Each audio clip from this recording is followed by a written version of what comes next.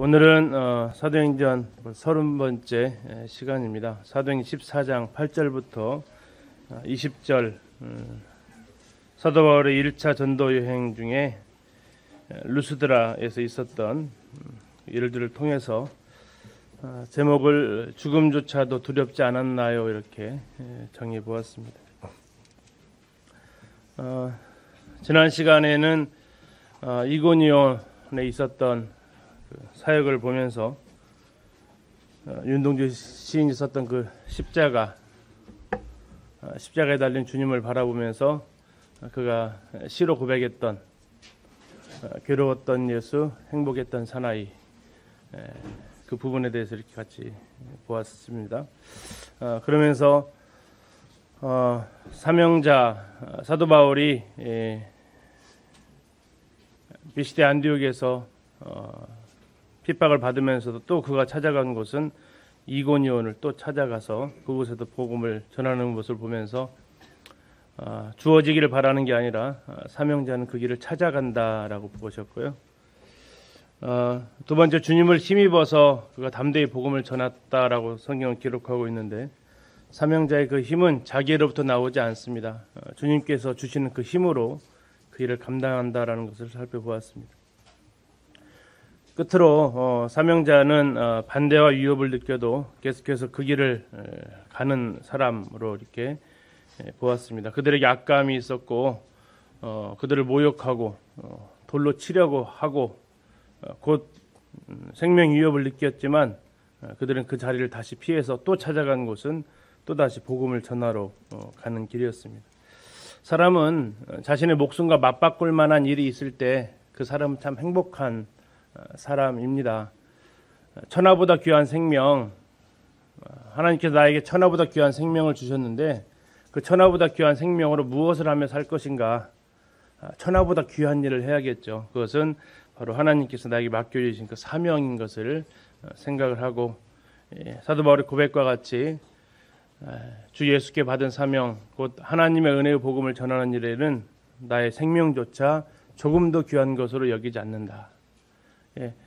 생명보다 귀한 걸 찾은 사람, 그 생명보다 귀한 걸 찾지 못하면 일생에 매여 평생 종노릇한다고 히브리서에서는 기록을 하고 있습니다. 그래서 생명을 내어놓을 수 있는 그 일을 우리가 주님께로부터 받는다면 단 한 번밖에 없는 인생이지만, 정말 짧은 인생이지만 정말 값지게 살 수 있다. 내 생명값보다 더 귀한 걸 위해서 나는 살아왔다 라고 고백할 수 있으면 좋겠습니다. 잠시 생각을 한번 세 가지를 드릴 텐데요. 한번 생각을 한번 해보시죠. 나는 어떤 유형인가? 어떤 일을 할 때 나는 그 일을 어떤 유형으로 하고 있는가 하는 겁니다. 첫 번째, 그 일을 왜 하십니까? 하라고 하니까 하죠. 이런 사람이 있어요. 공부 왜 하냐? 하라고 하니까 하죠.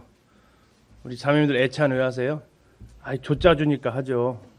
그런 유형들이 있죠. 자, 두 번째 유형은 아마 이럴 겁니다. 해야 하니까 합니다. 나에게 맡겨진 일입니다. 책임감이 굉장히 강하신 분들이죠. 공부 왜 합니까? 하면 학생이니까 당연히 제가 해야죠 하는, 해야 하니까 하는 사람. 세 번째는 어떤 사람이 있을까요? 하고 싶어서 하는 사람이 있습니다. 하고 싶어서 하는 사람. 하고 싶어서 하는 사람. 우리 성도님들은 이 세 개 중에서 어떠한 유형에 해당이 되십니까? 어떤 내가 일을 할 때, 어떤 일이냐에 따라 좀 다를 거예요. 어떠한 것은 하고 싶어서 하는 경우도 있고, 어떤 것은 해야 하니까 하는 것도 있고요. 어느 것은 하기 싫은데 하라고 하니까 그냥 겨우 정말 못 이겨서 하는 경우도 있을 겁니다. 이 자리에는 왜 앉아 계시죠? 1, 2, 3번 중에서 정답은 3번인데 내 마음은, 지금 물어본 건 내 마음이죠. 내 마음. 말씀 들으라고 듣고 들으라니까 이것도 이거 들어야 밥 먹으니까 혹시 그러십니까? 아니면 성도가 말씀을 들어야 하니까 당연한 거니까 이유가 아니라 그냥 당연한 거 아닙니까? 아니면 정말 하나님 말씀에 대한 사모함으로 이 자리에 앉아 있습니다. 어느 자세로 임하느냐는 거죠. 그런데 하고 싶어서 하는 것도 다시 세 가지로 좀 나눌 수 있는 것 같습니다. 첫 번째, 하고 싶어서 하는 이유가 나에게 도움이 되고 유익이 되니까 하는 경우들이 있습니다. 그래서 흔히 말하는 스펙을 쌓는 거라든지, 내가 좋은 직장을 얻기 위해서, 또는 앞에 내 앞날의 미래를 위해서, 또 다른 사람들에게 인정을 받기 위해서, 나에게 어떤 유익이 되니까 내가 그냥 이것을 누가 하라고 안 해도 하는 경우들이 있죠. 두 번째는 이게 남에게 유익을 주니까 하시는 분들도 있습니다. 내가 좀 귀찮아도 내가 이것을 하면 다른 사람들이 이렇게 하는 거 누리는 걸 보고 좋아서, 이건 부모님들이 가끔씩 이렇게 하시죠.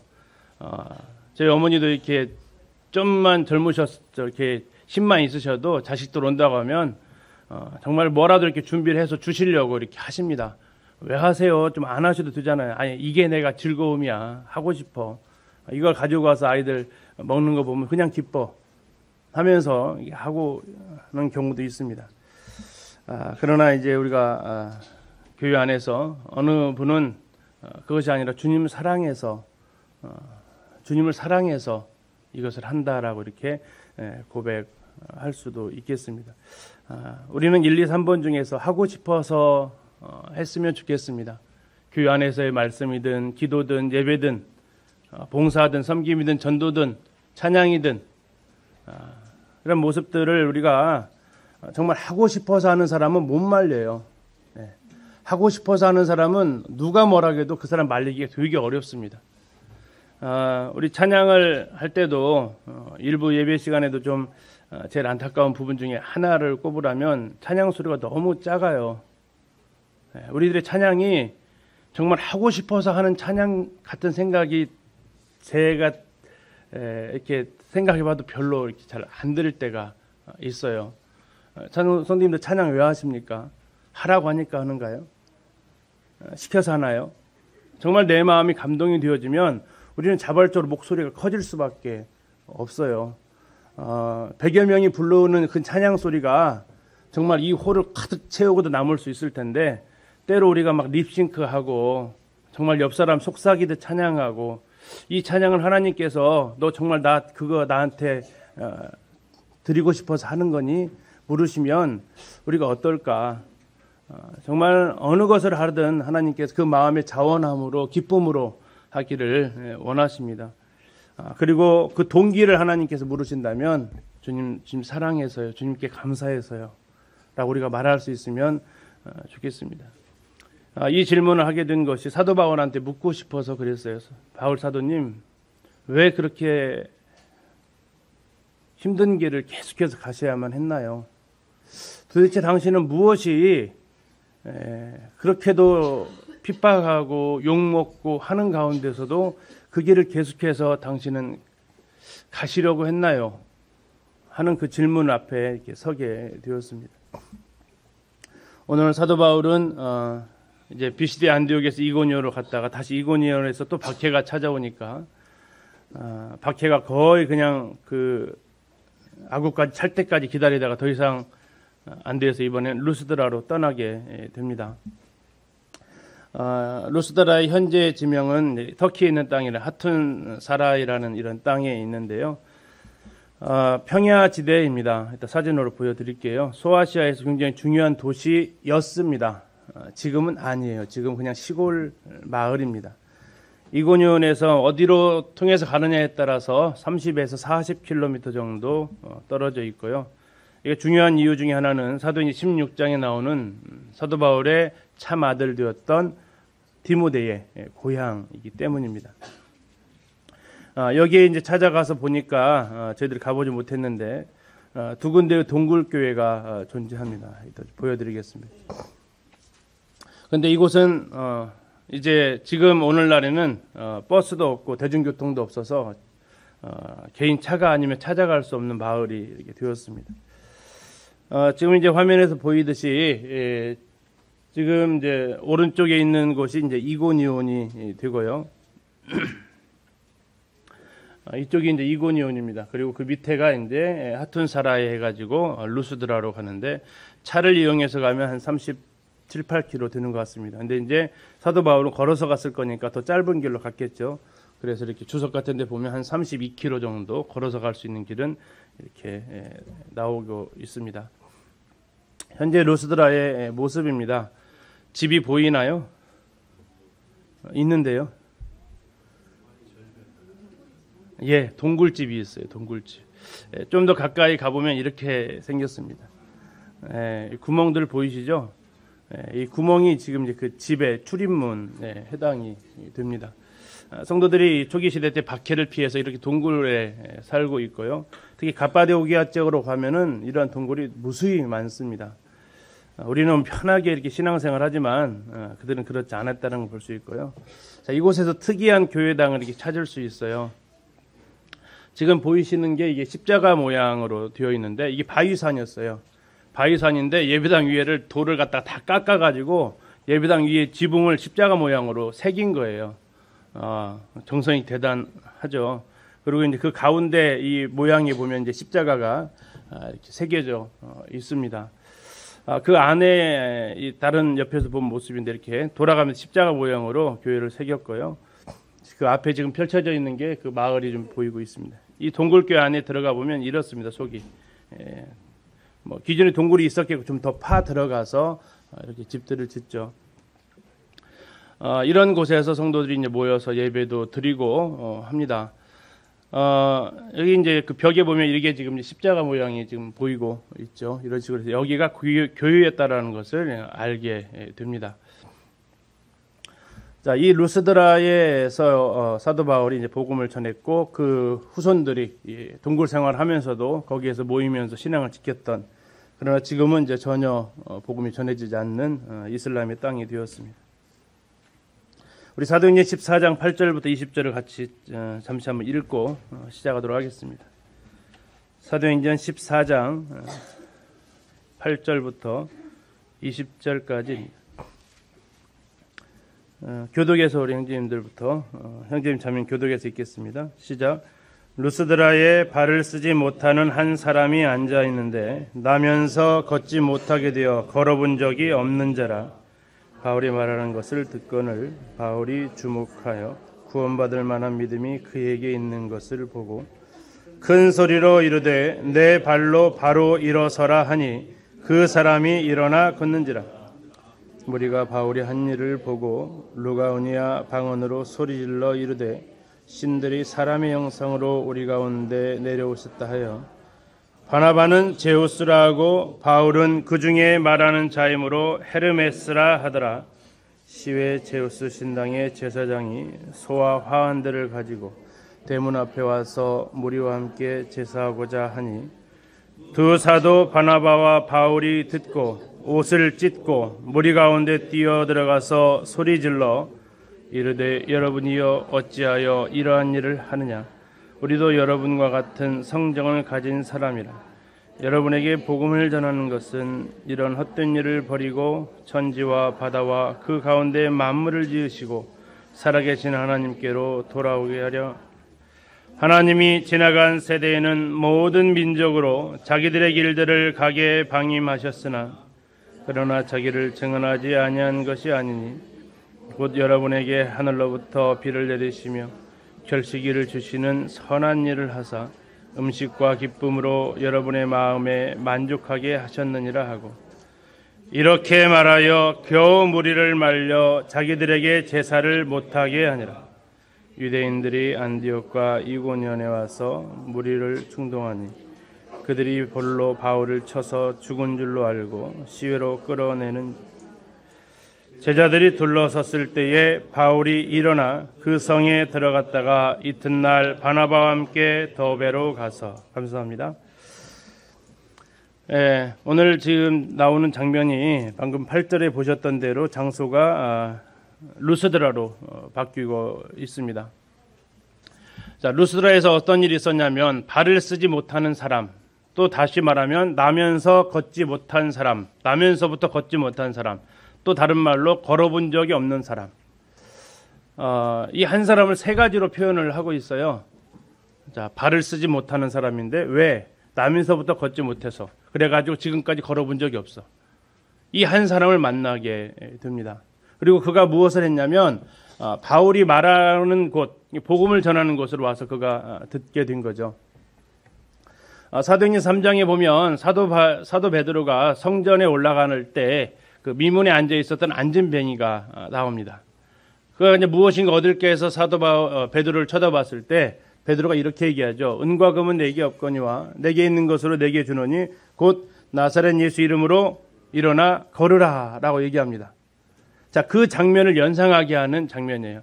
앞으로 사도 바울의 이 행적을 쭉 보게 되면 사도행전 초반절에 있었던 사도 베드로에게 역사하셨던 하나님의 역사가 동일하게 이방인의 사도로 부름받은 사도 바울에게도 성령께서 동일하게 역사하시는 것을 이렇게 비교를 통해서 볼 수 있는데요. 베드로가 성문 미문에 앉아 있었던 안전뱅이를 일으켰던 것처럼 사도 바울은 이제 이 루스드라에서 안전뱅이가 일으킴을 받는 기적을 행하게 됩니다. 자, 그때 이제 9절에 보니까 바울이 말하는 것을 듣건을 누가 들었다는 얘기입니까? 이 안진뱅이가 들었다라는 얘기예요.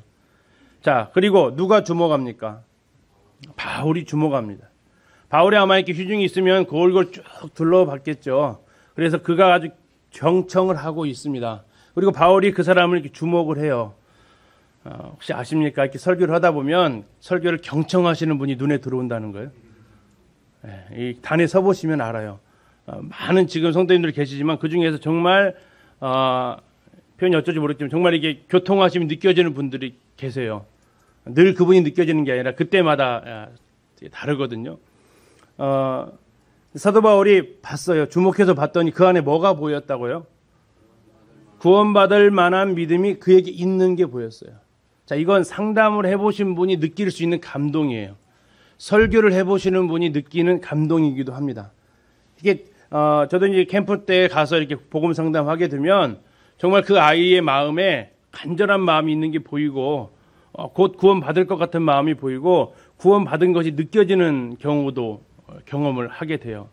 정말 상담하기 싫어서 이렇게 애가 왔다가 상담하는 과정 속에서 얼굴 표정이 펴지고 어느 순간에 얼굴이 정말 꽃처럼 확 펴지는 모습을 두세 번 정도 저도 경험한 적이 있어요. 그 전율감은 정말 뭘로 표현하기 굉장히 어렵습니다. 저는 그것을 갖다가 생명의 신비다라고, 탄생의 신비다라고 표현하기도 하는데, 저희 아이들 태어날 때 분만실 들어가서 아이들 태어나는 갓난아이 모습을 강유기 때부터 강훈이까지 봤거든요. 예림이 태어날 때는 제가 없어서 못 봤는데, 이 내 아이들 태어나는데 그 생명의 신비가 이 구원받는 그 모습하고도 거의 비교될 수 있을 만큼 놀라운 경험이에요. 사도 바울이 바라봤는데 그 사람에게서 구원받을 만한 믿음이 보이는 거예요. 구원받겠는 거예요. 이 감동은 정말 전해본 사람만이 느낄 수 있는 그 감동입니다. 자, 그러자 이제 사도 바울이 얘기합니다. 큰 소리로 이르되 내 발로 바로 일어서라. 그러니까 그 사람이 일어나 걷습니다. 자, 사도행전 3장에서 사도 바울이 베드로는 약간 좀 다르게 하죠. 말하지 않았고 사도 베드로는 어떻게 했냐면 오른손을 잡아 일으킵니다. 그러니까 그가 발목에 힘을 얻으면서 걷는 정도가 아니고 어디까지 했어요? 예, 뛰어서 들어갑니다. 걷기도 하고 뛰기도 하면서 손을 잡아주니까 뛰기까지 했는데 여기는 손을 안 잡아줘가지고 걷기만 했는 것 같아요. 자, 내 발로 일어서라 했으면 일어서면은 놀라운 기적 아닙니까? 우리 혹시 깁스 해보신 분들 계시나요? 이렇게 팔 깁스했다가 피면 바로 이렇게 막 여유롭게 두지 않거든요. 굳어 있어가지고. 그런데 지금 이 사람은 태어나면서 지금까지도 한 번도 다리 펴본 적이 없는, 걸어본 적이 없는 사람인데 그 순간 하나님께서 그 다리를 펴게 하시고 일어나는 것뿐만 아니라 걸으라고 시키지도 않았는데 얼마나 놀라웠겠습니까? 내 발로 걸어보는 그 경험. 위에서 보니까 나면서 걷지 못하게 되어서 걸어본 적이 없는 사람이 걸어보니까 얼마나 그의 마음이 감동이 되었겠습니까? 내 발로 바로 일어서라. 주님 사명을 감당하다 보면 이런 정말 놀라운 경험들을 하게 돼요. 어린이 사역을 해오면서도 그랬고 주님께서 맡기신 일들을 감당하면서 정말 예상이 없던 도움을 받기도 하고 정말 안 변할 것 같은 사람들이 변하는 것도 경험하기도 하고 합니다. 이 놀라운 경험은 이 사역을 계속해서 감당하는데 마치 담비 같다고 할까요? 힘들 때 그러한 일들을 경험하게 되면 다시 이렇게 리프레시 되는 것을 경험하게 됩니다. 그래서 바울한테 이렇게 질문을 해봤어요. 바울님, 안진뱅이가 걸으니까 그리고 그 당신이 전하는 그 복음에서 열매가 나니까 그것이 당신이 죽음도 두렵지 않고 그 길을 갈 수 있었던 힘이었습니까? 근데 아무 대답을 안 하셨어요. 그래서 두 번째로 넘어가 봤습니다. 11절에 자, 이것을 누가 보았다고요? 안진뱅이가 일어서고 걷는 것을 누가 보았어요? 무리가 봤어요. 자, 이 놀라운 일이 벌어진 거죠. 무리가 바울이 한 일을 보았습니다. 그리고 루가오니아 방언, 그쪽 도에 루가오니아라는 것은 그 도라는 얘기로 전라북도, 충청도 하듯이 그쪽 방언, 그쪽 사투리로 얘기를 하는데 사도 바울은 알아들을 수 없는 얘기를 한 것 같습니다. 뭐라고 하냐면 그들이 소리질러 이르되 신들이 사람의 형상으로 우리 가운데 내려오셨다.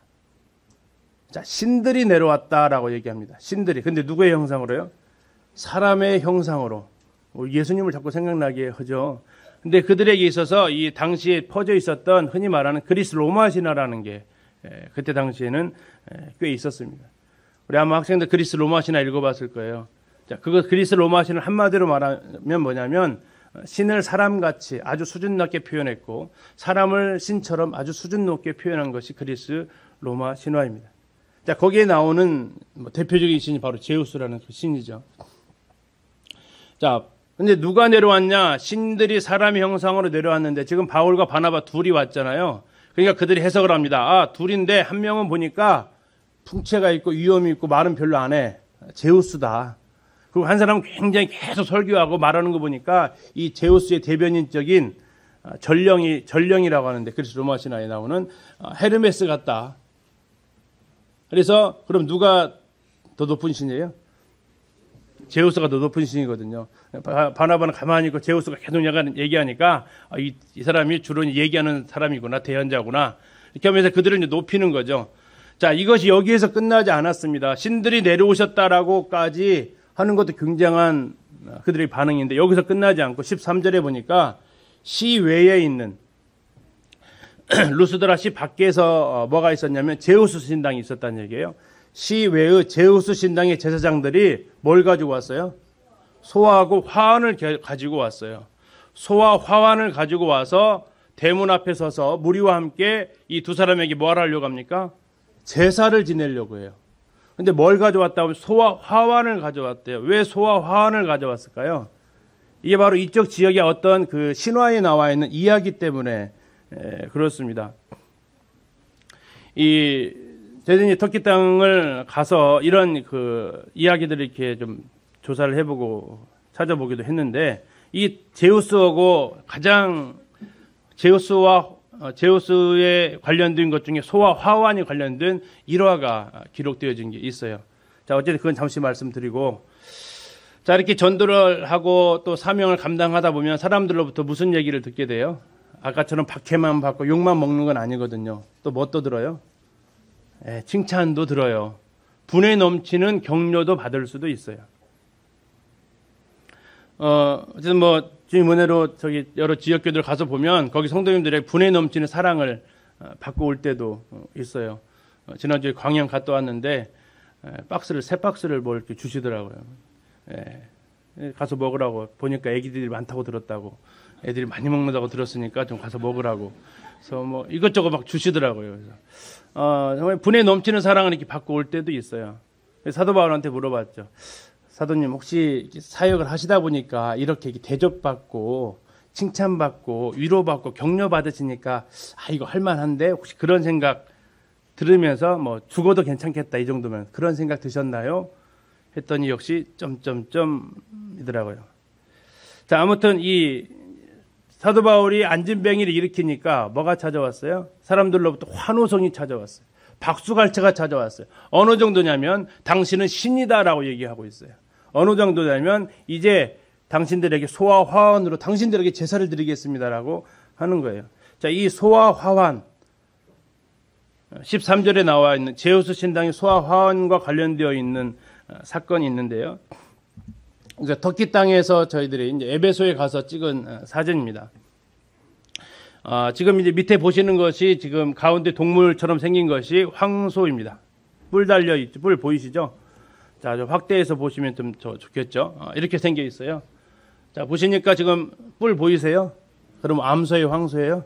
황소죠. 황소. 그리고 이 황소 머리에 뒤에 뭐가 쭉 있어요? 예, 화환이 있어요. 꽃. 여기에 이제 이것이 에베소에도 있고요. 그리스 땅에도 있어요. 이게 루스드라에서도 이게 한 두각이 발견이 됐어요.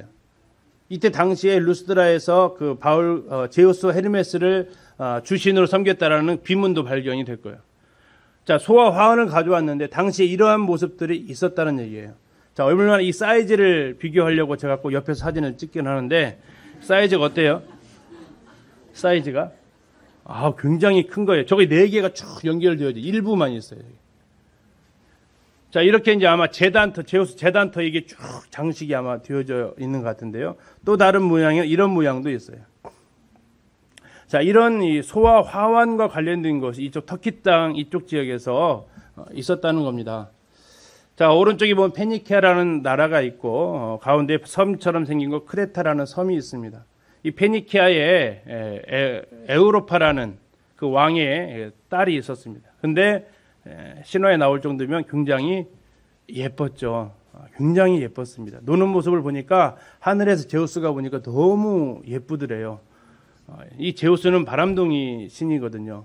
예쁘면 어떻게 하고 싶냐면 소유하고 싶은 거죠. 그래서 이 제우스가 황소로 둔갑을 해서 에우로파를 찾아갑니다. 황소 보이시나요? 황소 보이세요? 찾으셨어요? 숨은 그림 아닙니다. 황소입니다. 황소 귀 쪽에 뭐가 좀 달려있죠? 화환이 걸려 있습니다. 그리고 그 위에 있는 이 여인이 지금 그 에우로파라는 여인이에요. 그래서 이 여인 앞에 가만히 앉아 있어요. 뭐 해달라는 걸까요? 쓰다듬어 달라는 거죠. 쓰다듬어도 황소가 도망가지도 계속 앉아 있으니까 이 에우로파가 올라타 버립니다. 황소를. 그리고 올라탐과 동시에 이 황소가 어떻게 했을까요? 예, 아주 그냥 재빨리 냅다 바다를 건너가 버립니다. 그래가지고 지금 에우로파 태우고 황소가 가는데 이 지금 앞에 보시면 이 꼬마가 들고 있는 게 소 목걸이 보이시죠? 화환. 그죠? 이것을 가지고 이제 건너가는데 어디로 건너갈까요? 예. 이렇게 해서 이제 쭉 건너가서 도착한 곳이 그레데에 도착을 해요. 그레데에 도착을 하고 그곳에서 아이 셋을 낳습니다. 그리고 그 중에 아이 하나가 바로 그레데의 왕이 되는데, 그 제우스하고 에우로파하고 놀았던 나무도 그레데에 가보니까 거기에 있어요. 여기가 둘이서 놀았던 곳이고 여기서 사랑을 이루어지는 곳이다라고 가이드가 얘기를 해주면서 이 전설이 페니케에 있던 공주를 제우스가 이곳에 와서 같이 하면서 있었던 곳이다. 자, 크레타는 유럽입니까? 아시아입니까? 유럽이죠. 그래서 유럽의 동전에 바로 이 황소와 에우로파가 그려져 있어요. 2유로짜리 동전입니다. 유럽이라는 나라의 어원이 어디냐면 바로 이 에우로파예요. 유럽이 어디서 나왔다고요? 여자 이름에서 나왔어요. 에우로파에서 나왔어요. 근데 그걸 누가 데리고 왔다고요? 제우스가 데리고 왔다. 그래서 이제 그리스 그 유로화를 갖다 보면 이렇게 2유로짜리의 에우로파 여신과 황소 제우스가 이렇게 매달려 있고요.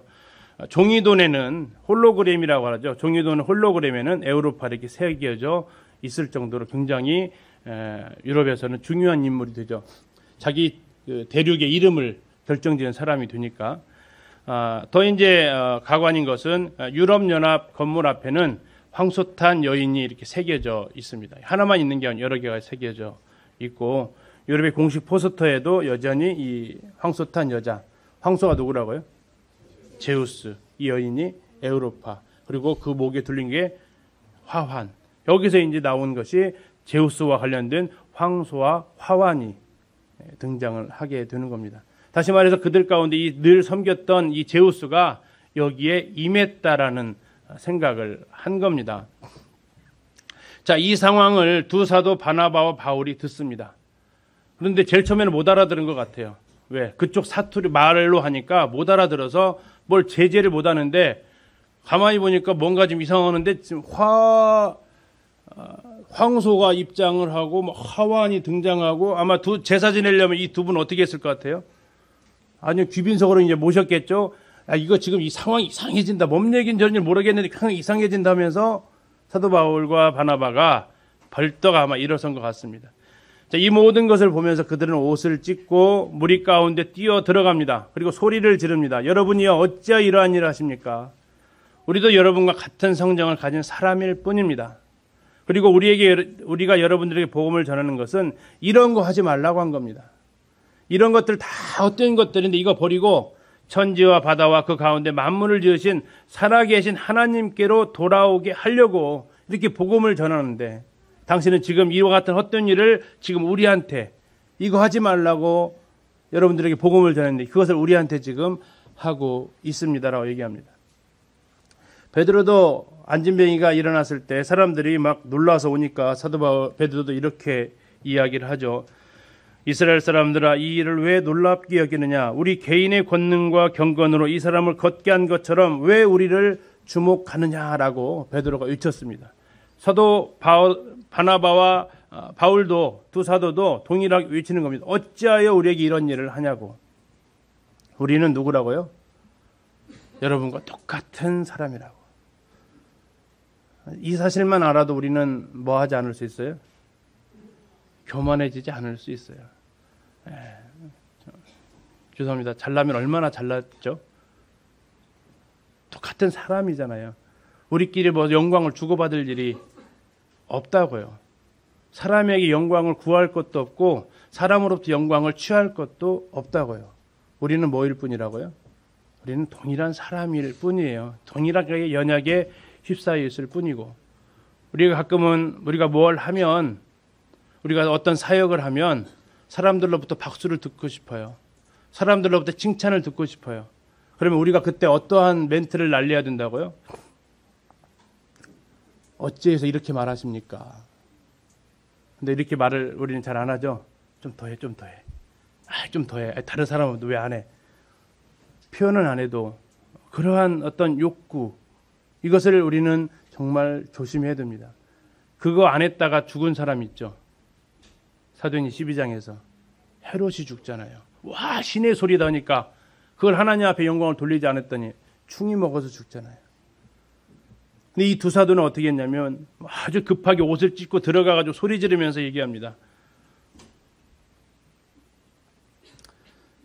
사도 바울한테 세 번째 물었습니다. 바울님, 이것이 아마 당신이 살아가는 이유가 분명하시니까, 내 사명이 분명하니까 힘들지 않고 계속해서 할 수 있었나요? 무엇이 당신은 놀라운 경험, 사역의 경험이 이것을 계속하게 만들었습니까?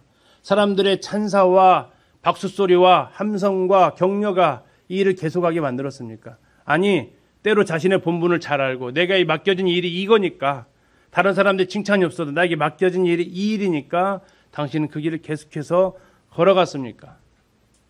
질문했는데 역시 대답이 없어요. 16절로 가서 보게 되었습니다. 사도 바울이 계속해서 설교를 합니다. 하나님이 지나간 세대에는 모든 민족으로 자기들의 길들을 가게 그냥 내버려 두셨다. 그러나 내버려 두신 것만 아니다. 자기를 다른 방법으로 증언하셨다.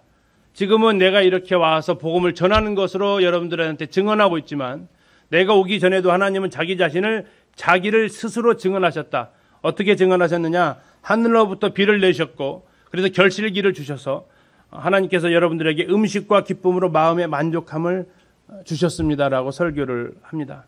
하나님은 천지 만물을 통해서 하나님 자신을 드러내십니다. 그것이 부족하면 하나님은 우리에게 있는 그 양심을 통해서 하나님을 드러내십니다. 그리고 그래도 안 되는 사람들에게 하나님의 말씀을 통해서 드러내십니다. 우리가 복음을 들고 가야 되는 이유가 바로 만물을 통해서도 알지 못하는 사람들, 하나님이 그 자신에게 주신 양심을 통해서도 알지 못하는 사람들, 그들에게 이 복음을 우리가 전하러 가는 거죠. 선교사들이 가는 것이 그러고, 우리 형제 자매들이 이웃들에게, 친구들에게, 친척들에게 복음을 전하는 이유가 또한 그렇습니다. 18절에 이렇게 말하여 겨우 무리를 말려서 자기들에게 제사를 못하게 하니라. 자, 제사를 못하게 하니까 이들의 반응이 어땠을 것 같으세요? 한번 생각 한번 해보시죠. 와, 이 사람은 정말 겸손한 사람이다. 대단한 하나님의 일꾼인가 보다 하면서 더 존경스러웠을까요? 아니면은 산통 닦겠네 하면서 그랬을까요? 어떤 반응이 나왔을까요? 성경 거기에 대해 침묵하고 있어요. 그러나 그 다음 절에서 힌트를 주고 있어요. 19절에서 이렇게 얘기합니다. 자, 유대인들이 안디옥과 이고니온에서 왔습니다. 여기서 안디옥은 어디 안디옥이에요? 비시디아 안디옥입니다. 엄청나게 쫓아왔어요.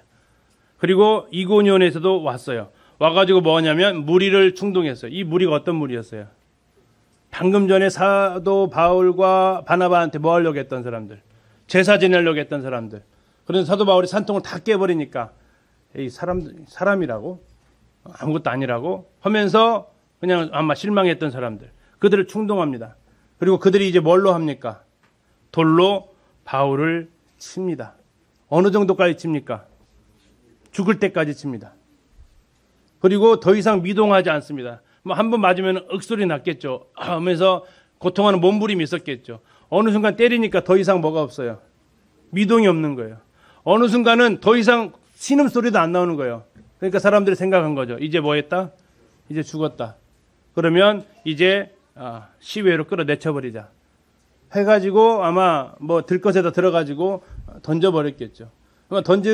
들것으로 짊어지고 가는 그 순간에도 사도 바울은 거의 미동이 하지 않았을 겁니다. 죽은 것처럼.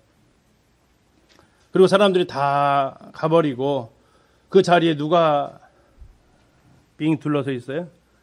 예, 제자들. 그때 구원받은 성도들은 차마 갈 수 없었죠. 바울이 그 가운데에 누워 있었을 겁니다. 곳곳에 피가 흐르고 있었겠죠. 그의 옷은 돌에 맞아서 찢기고 헤어져 있었겠죠. 그리고 이제 제자들이 빙 둘러서 있습니다. 그때 이제 놀라운 일이 일어납니다. 어떤 일이요? 바울이 일어나는 거예요. 여기서 일어나라는 단어는 그냥 앉아서 일어나는 게 아니고 죽었다가 살아나는 듯한 표현을 쓸 때 단어가 여기에 쓰여져 있습니다. 바울이 일어납니다. 근데 그 다음 단어는 더 좀 황당하게 만듭니다. 어디로 들어갑니까? 어디로 들어가요? 그 성이 뭐 어떤 성이에요? 루스드라예요. 방금 전에 무슨 일 당했어요? 거기서 돌에 맞아서 거의 죽었는지 모르겠어요. 그 정도까지 갔던 성에 또 들어갑니다. 왜 갔을까? 두 가지 이유를 생각해 봅니다만 바나바를 합류하기 위해서 갔을 수도 있고 또 자기가 이 돌에 맞은 걸 아는 많은 제자들을 위로하기 위해서 갔을 수도 있을 겁니다. 아무튼 정말 방금 전까지만 해도 돌에 맞아서 자기를 죽이려고 했던 그 성에 그는 또 찾아갑니다. 바울에게 묻습니다. 바울 사도님, 무엇이 방금까지 돌에 맞아서 죽은 상황 가운데서 다시 그 성을 찾아갈 용기를 주셨습니까? 그런데 성경에 이러한 구절이 나옵니다. 고린도후서 11장에 23절부터 28절까지의 사도 바울이 복음을 전하면서 당했던 일이 나오는데 사도 바울이 고린도 교회를 향해서 이 편지를 쓰면서 루스드라에서 있었던 일을 여기에다가 언급을 하세요. 자, 한번 찾아보세요. 어떤 일이 여기에 해당이 되는지. 방금 있었던 일입니다. 내가 수고를 넘치도록 하고 옥에 갇히기도 더 많이 하고 매도 수없이 맞고 여러 번 죽을 뻔하였으니 유대인들에게 40에서 하나 감한매를 5번 맞았으며 3번 태장으로 맞고 1번 돌로 맞고 3번 파선하고 일주야를 깊은 바다에서 지냈으며 여러 번 여행하면서 강의 위험과 강도의 위험과 동족의 위험과 이방인의 위험과 시내의 위험과 광야의 위험과 바다 위험과 거짓 형제 중 위험을 당하고 또 수고하며 애쓰고 여러 번 자지 못하고 줄이며 목마르고 여러 번 굶고 춥고 헐벗었노라. 이 외의 일은 고사하고 아직도 날마다 내 속에 눌리는 일이 있으니 곧 모든 교회를 위하여 염려하는 것이라.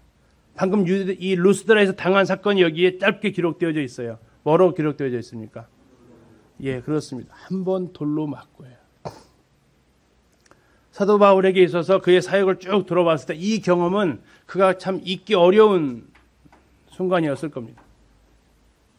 그리고 그는 사역을 하면서 돌로 맞은 것이 여기에서 딱 1번이라고 이야기를 하는데, 그래서 그는 내가 1번 돌로 맞았다. 루스드라 사건입니다. 방금 보셨던 대로 돌로 맞아 거의 죽게 돼서 집 밖에다가 던져버렸던 그 사건입니다. 그런데 같은 책에서, 같은 고린도 후서에서 사도 바울이 왜 이러한 삶을 살아가게 됐는지 그 이유를 이야기하고 있습니다. 내가 왜 이렇게 살았는지 아니? 자, 이거 한번 보세요. 시키니까 했을까요? 해야 하니까 했을까요? 하고 싶어서 했을까요? 하고 싶어도 못하겠죠. 그 세 개 중에 고르라면 하고 싶어서 한 거예요.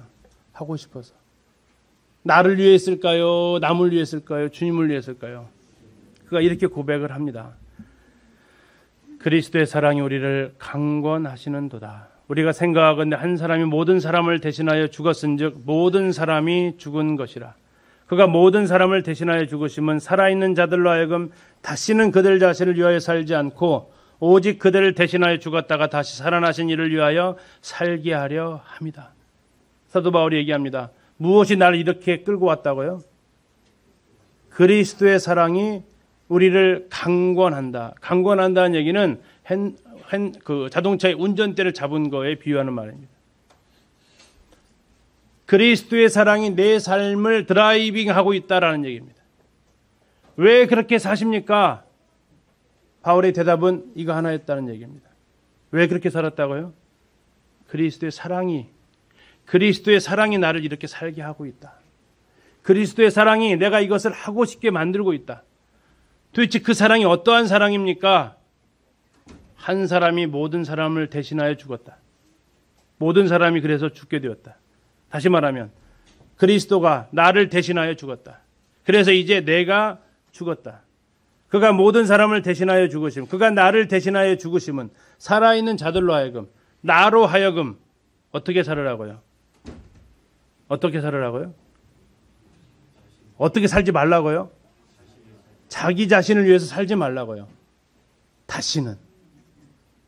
다시는 지금까지의 우리의 삶은 나를 위한 삶이었어요.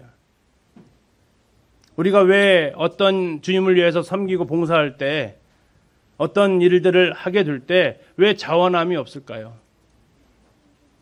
뿌리는 나를 위해서 그래요. 내가 귀찮으니까 하기 싫은 거고요. 꼭 나만 해야 돼? 왜 책임을 꼭 나만 져야 돼? 이런 원망을 하고 있고요. 근데 사도 바울이 그런 것들을 떨쳐버렸던 것이 뭐였냐면 그리스도의 사랑이 나를 강권한다. 그러면서 그분의 그 십자가의 그 모습은 나를 향해서 이렇게 외친다. 다시는 너희를 위해서 살지 마라. 왜? 내가 나를 위해서 살지 않았다. 그러면 너도 나를 따른다면 너도 너를 위해서 살면 안 된다. 내가 너를 위해서 죽었다. 그렇다면 이제는 네가 나를 위해서 죽어야 된다. 전에 금요일에 말씀드렸지만 내가 살기 위해서는 누가 죽으셔야만 했습니까? 예수 그리스도 그분이 죽으셔야만 내가 살 수 있었어요. 예수 그리스도가 죽으셔야만 내가 살 수 있었기에 그분은 죽으셨다고요. 이제 문제는 예수님 때문에 내가 살았어요. 내 삶에서 예수 그리스도가 살기 위해서는, 내 삶에서 예수 그리스도가 살아 역사하시기 위해서는 누가 죽어야 된다고요? 이제는 내가 죽어야 된다고요. 그걸 주님은 외치시는 거예요. 다시는 너희 자신을 위해서 살지 말아라. 오직 너를 대신하여 죽었다가 다시 살아나신 나를 위해서 살아라. 이게 사도 바울이 그 모든 삶의 어려움 가운데서도 그를 계속해서 이끌고 왔던 그리스도의 사랑입니다. 우리 성도님들, 그리스도와 사랑에 빠진 적이 있으십니까? 그리스도와 사랑에 빠진 적이 있으십니까? 그리스도와 그 사랑에 빠진 적이 있나요? 사도 바울은 그리스도의 사랑에 빠졌습니다. 그리스도와 사랑에 빠지면 어떠한 증상이 나타나는지 아십니까? 바울과 같은 증상이 나타나는데 바울은 골로새서에서 이렇게 이야기를 합니다. 나는 이제 너희를 위하여 받는 괴로움을 기뻐한다. 그리고 그리스도의 남은 고난을 그의 몸된 교회를 위하여 내 육체에 채운다. 내가 교회에 일꾼 된 것은 하나님이 너희를 위하여 내게 주신 직분을 따라 하나님의 말씀을 이루려 합니다. 이해할 수 없는 구절입니다. 괴로움을 기뻐한다. 이게 어떻게 가능하냐고요. 괴로움이 어떻게 기쁨이 될 수 있죠? 사도 바울은 얘기합니다. 왜 이게 기쁨이 되냐면 이게 그리스도의 남은 고난이기 때문에 그렇다. 사도 바울은 그리스도의 사랑이 자기를 움직이고 있다고 했어요. 그리스도의 사랑이 자기를 핸들링하고 있다고 얘기하고 있어요. 그런데 그분이 얘기를 하시는 거예요. 내 남은 고난이 있다. 나의 남은 고난이 있다. 그 고난은 무엇을 위한 고난입니까? 교회를 위한 고난이다. 교회가 무엇입니까? 그분의 몸입니다. 그분의 몸을 위한, 자신의 몸, 그리스도의 몸인 교회를 위한 그리스도의 남은 고난이 있다. 사도 바울은 얘기합니다. 그 고난을 내 육체에 채운다. 그 육체에 채운 모습은 11장에서 고린도후서 11장에서 말씀했던 그 많은 일들입니다. 그러면서 그가 바라고 있는 것은 그것이 나에게 기쁨이 됐다. 왜? 그건 그리스도의 남은 고난이었기 때문이다. 이게 어떻게 가능합니까? 이건 그리스도의 사랑에 빠진 사람만이 가능한 일이에요. 누군가 사랑해 보셨나요? 사랑하면 어떠한 일이 벌어지던가요? 그 사람이 좋으면 그냥 나도 좋아요. 그 사람이 싫으면 나도 싫어요. 그 사람이 그걸 중요하게 생각하면 나도 그게 중요해져요. 왜요? 사랑하니까 그래요. 주님이 십자가에서 온몸으로 고통을 다 받아내신 그 이유가 뭡니까? 교회를 세우기 위한 거였습니다. 근데 그 교회가 이제 털을 닦고 점점 세워져 가는데 사도 바울이 아까 고린도후서 11장 기억하십니까? 제일 마지막 말씀. 이 모든 일은 고사하고 나에게 눌리는 일이 있대요. 그게 뭡니까? 모든 교회를 위한 염려라고 얘기해요. 교회를 위한 염려, 교회를 위한 고난. 그것이 사도 바울을 온통 싸잡고 있어요. 근데 그게 싸잡고 있는 이유가 뭐냐고요? 그것은 그리스도의 사랑 때문이었다고요. 그리스도의 사랑. 그것이 그를 움직이고 있었어요. 그가 사역을 하면서 경험했던 놀라운 경험이 아니었고요. 그가 사역을 감당하면서 받았던 사람들로부터의 칭찬과 위로와 격려가 아니었고요. 힘들지만 나에게 맡겨진 사명이 이거구나. 사명이 있다고 해서 그 길 늘 기쁘게 갈 수 있는 건 아니더라고요. 올해 7월달, 8월달이 제 개인적으로는 굉장히 심적으로 힘든 시간들이었습니다. 참 힘든 시간이었어요. 우리 사랑했던 우리 이성현 선생님 돌아가신 이후로 2년째 그 달만 찾아오면 힘들어요. 모르겠어요. 이유는 모르겠어요. 그러나 아무튼 그 시간, 힘든 시간을 지나오면서 주님한테 참 묻기도 여러 차례 했습니다.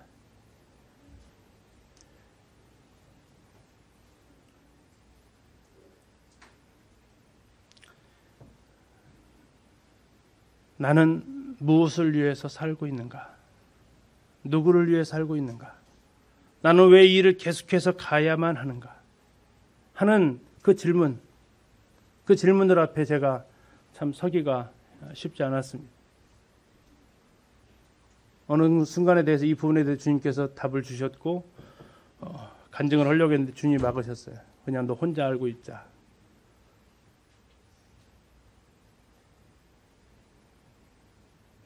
그러나 다시 이 말씀 앞에 서면서 사도행전 이 말씀 앞에 서면서 돌에 한 번 맞고 그 단어 문장 앞에 서면서 무엇이 그를 그렇게 힘든 과정 속에서도 계속해서 그 길을 가게 만들었는가? 사도 바울한테 묻는다면 그는 아주 단순하게 대답합니다. 주님이 나 사랑하셨잖아.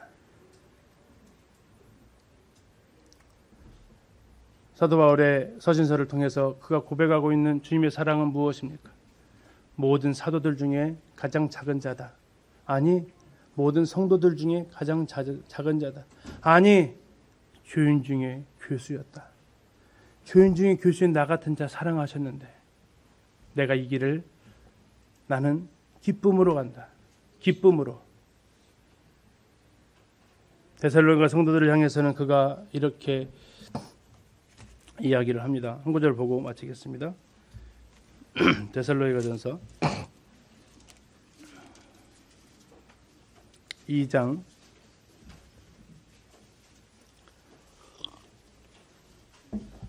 8절입니다. 데살로니가전서 2장 8절입니다. 같이 한번 읽겠습니다. 시작.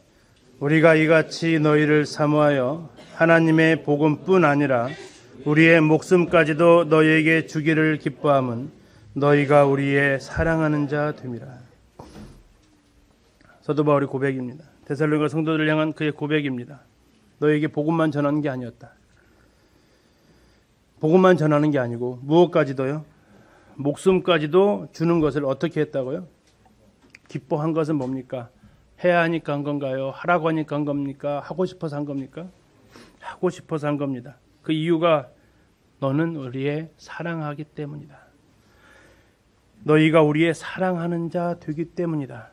그것은 그가 그리스도의 사랑을 알았기 때문에 그래요. 이것은 그리스도의 사랑이 그리스도께서 바울한테 해줬던 그 말을 그대로 이름만 바꾼 것이 되는 겁니다. 한번 바꿔보실래요? 어떻게 바뀌어지는가? 예수님이 바울을 향한 하시는 말씀이에요. 내가 이같이 바울 너를 사랑해서 하나님의 복음뿐 아니라 내 목숨까지도 바울 너에게 주기를 기뻐하는 이유가 뭔지 아니? 그건 우리가 너를 사랑하기 때문이야. 내가 너를 사랑하기 때문에 목숨까지도 줄 수 있었어. 이 주님으로부터 이 사랑의 고백을 들었어요, 바울이. 바울이 무슨 고백을 할 수밖에 없어요? 메아리의 고백이죠. 다시는 저를 위해 살지 않을게요. 이제는 주님 위해 살게요. 주님이 저를 위해서 목숨을 버리셨다면 이제는 제가 주님 위해서 목숨을 버릴게요. 이게 맞잖아요. 그리고 그 목숨 버리는 그 표현은 온통 어디를 향해서 그의 삶이 추구되어지냐면 잃어버린 한 영혼을 향해서 나갑니다. 그리고 모든 교회를 향해서 그가 염려합니다. 그리스도의 사랑이 강권해서 움직이는 그 사람은 잃어버린 영혼을 찾아 나서는 사람입니다. 그리스도의 사랑이 강권해서 살아가는 그 사람은 개인의 가정의 그 무엇보다도 그리스도의 몸인 교회를 위한 염려가 계속해서 끊이지 않는 삶입니다. 그래서 우리가 그리스도의 남은 고난을, 그리스도께서 남겨주신 그 고난을 사도 바울은 기쁨으로 그 길을 갔습니다. 내가 이걸 질 수 있다는 게 감사하다고, 감사함으로, 기쁨으로 갔습니다. 우리가 이것이 쉽지 않다면 우리는 그리스도의 십자가 앞에서 조금 더 무릎 꿇고 묵상하는 시간을 가지셨으면 좋겠습니다. 어거저로 되지 않습니다. 지금 내가 하는 일이 자꾸 다른 사람들의 눈에 걸려서 다른 사람들의 시선이 신경 쓰여서 하라고 하니까 해야 하니까 이런 생각들이 나에게 계속해서 찾아온다면 이게 7, 8월에 저에게 계속해서 괴롭혔던 두 질문이기도 했습니다. 찾아왔을 때 다시 이것에 대해서 회복되어질 수 있는 것은 그리스도의 사랑이라는 그 십자가 앞에서의 그 고백이 우리가 다시 출발해야 될 그 출발점입니다. 금요일날 성경 탐사 여행하면서 새롭게 더 느껴지는 것은 하나님께서는 이스라엘 백성들한테 그 어떠한 요구를 하시면서 계명을 주시든 무엇을 하시든 그 항상 그 전제되는 말씀이 있었어요. 내가 애굽 땅에서 너를 건져냈잖아. 애굽 땅에서 건져내서 너를 내가 인도하여냈잖아. 그것이 늘 이스라엘 백성의 구약 성경에서 말하고 있는 이유가 됐어요. 그게 전제가 됐어요. 십자가의 그 사랑이, 그리스도를 향한 그리의 사랑이 모든 행동의 이유고 근원이고 출발점이 되기를 우리가 기도합니다. 왜 하니? 주님이 나 사랑하셨잖아요.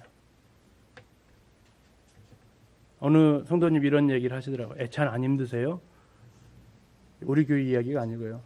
저쪽에 교회 갔더니 그런 얘기를 하시더라고요. 그래서 그 자매님 이런 얘기 하시더래요. 그 교회는 두 분이 애찬하시는데 그런 얘기 하시더래요.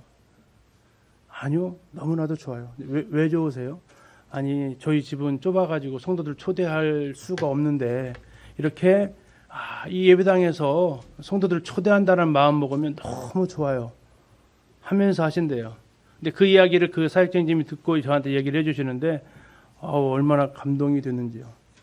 우리 집은 좁아가지고 성도들 다 오시라고 하기 힘든데 예배당에서 이렇게 막 기회를 주니까 이 기회를 줘서 섬길 수 있는 기회를 주니까 너무 감사하다고. 이건 시켜서 하는 사람도 아니고 해야 하니까 하는 사람도 아닙니다. 하고 싶어서 하는 사람입니다. 하고 싶은 이유가 주님 사랑하니까 주님을 사랑하는 성도들이 사랑스러워지는 거고요. 우리의 동기가, 우리 하는 삶의 이유가 이와 같이 되어지기를 기도합니다. 그리고 이와 같이 한 모든 행동은 그리스도의 공력이 나타날 때에 불로 살라도 살라지지 않는 것이 될 겁니다. 그대로 남을 겁니다. 우리는 때로 해야 되니까, 시켜서 하니까, 하라고 하니까 하는 일들은 모르겠습니다. 어쩌면 그리스도의 공력이 나타날 때 남아 있을까 싶습니다. 그러면 이제 안 나오면 어차피 안 한다고. 아니요. 회개하시고 주님, 내 출발점이 다시 그리스도의 사랑이 되게 해주십시오라고 다시 해야죠. 그래서 내 삶의 동기에 대해서 우리가 다시 묻고 그리스도의 사랑이 내 삶의 원동력이다라고 고백할 수 있기를 바랍니다. 고승정 님이 아들 그 기차 타는 곳에 태우러 가셔서 제가 마무리 기도하고 마치도록 하겠습니다. 기도하시겠습니다.